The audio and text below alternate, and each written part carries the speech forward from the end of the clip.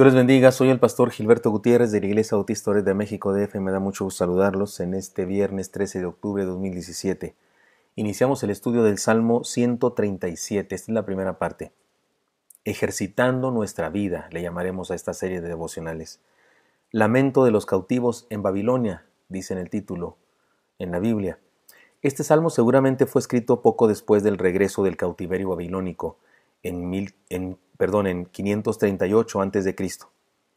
Los israelitas fueron llevados al cautiverio por su infidelidad a Jehová, pero estando allá recordaban lo bueno que era alabar a Dios en Jerusalén. La llanura de Babilonia era regada por una red de canales entre los ríos, y los israelitas vivían en aldeas al lado de estos canales.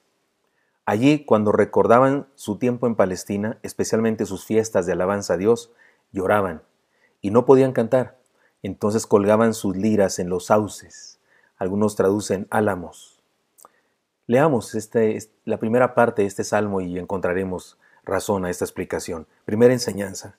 Ejercitando la memoria santa versus el olvido irresponsable. He aquí las bondades de la memoria. Se dice que el pueblo que olvida su pasado está condenado a vivir los mismos errores, así que es bueno recordar. Eso dice esta primera parte del Salmo, se las leo. Junto a los ríos de Babilonia, allí nos sentábamos y aún llorábamos, acordándonos de Sión. Sobre los sauces en medio de ella colgábamos nuestras arpas, y los que nos habían llevado cautivos nos pedían que cantásemos, y los que nos habían desolado nos pedían alegría, diciendo, cantadnos algunos de los cánticos de Sión.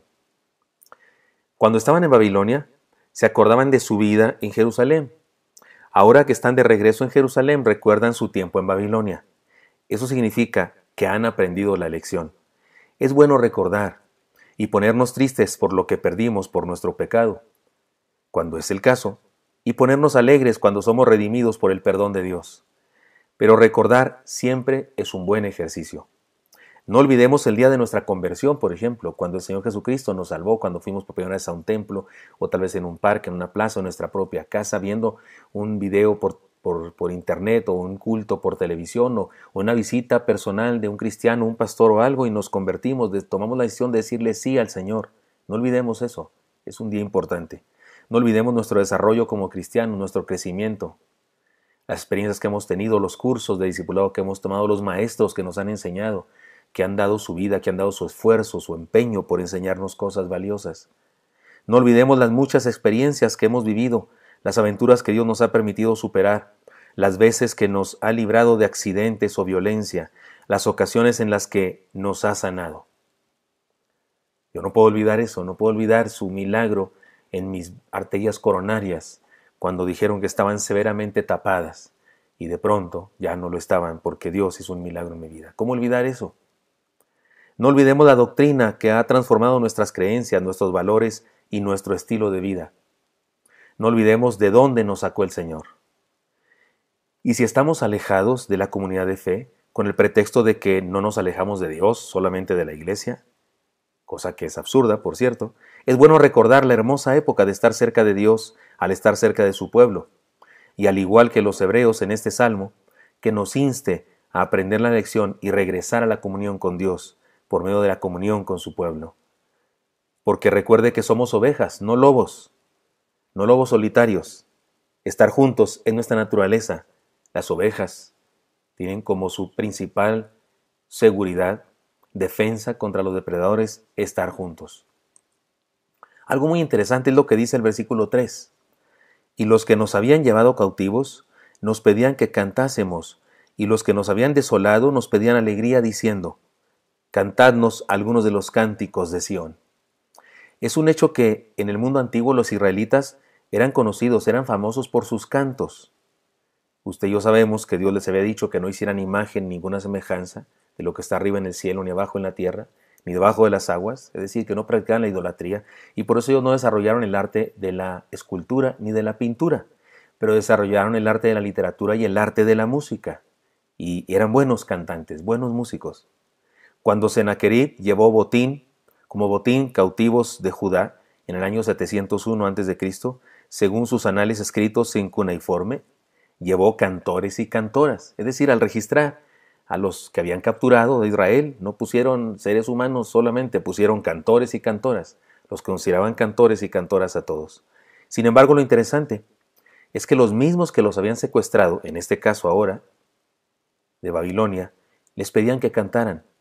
Es decir, que sus enemigos reconocían el valor de su cultura y en un sentido el valor de su fe. Es decir, que ellos mismos les estaban dando una lección sin darse cuenta, estaban siendo utilizados por Dios para ayudarles a entender lo que habían perdido, lo maravilloso, la maravillosa vida que habían perdido por su infidelidad a Dios, porque por esa razón fueron capturados, porque Dios había hecho un pacto con ellos: me siguen, me obedecen, yo los bendigo, los defiendo.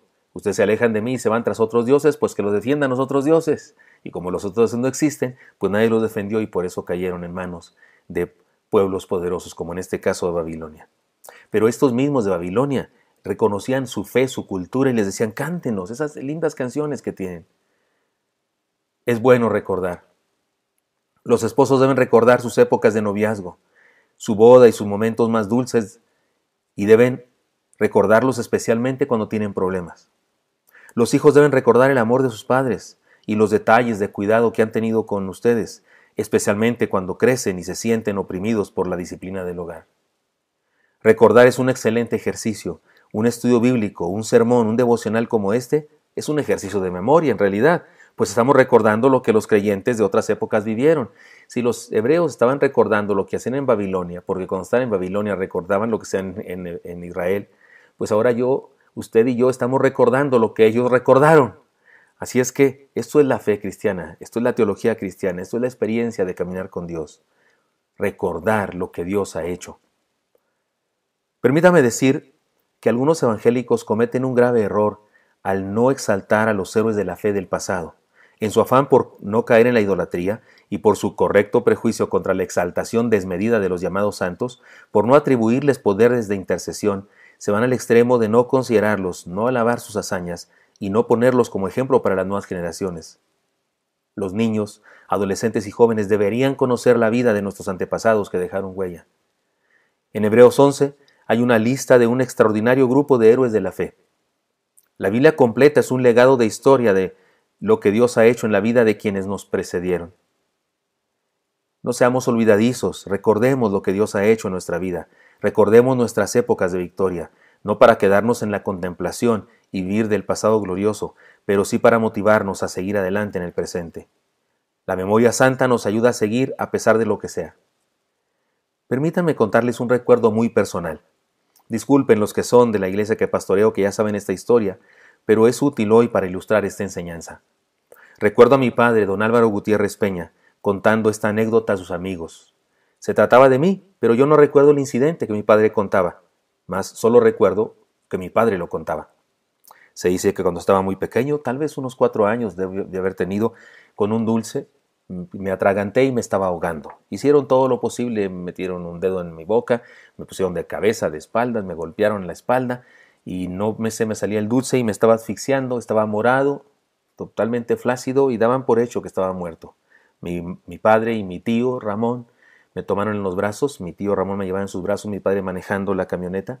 Había que cruzar un puente pequeño. Ahora está grande ese puente, pero en aquella época era pequeño, rústico, y del otro lado estaba la Cruz Roja, pero había que cruzar el puente porque era un río y estaban en reparación y no pudieron cruzar por ahí, entonces mi padre tuvo que desviarse y por otro lugar más lejano a rodear y en el camino chocó, tuvo un accidente y yo me caí de los brazos de mi tío y me dio un soparrazo en el suelo de la camioneta, de tal manera que se me salió el dulce de la garganta y pude respirar.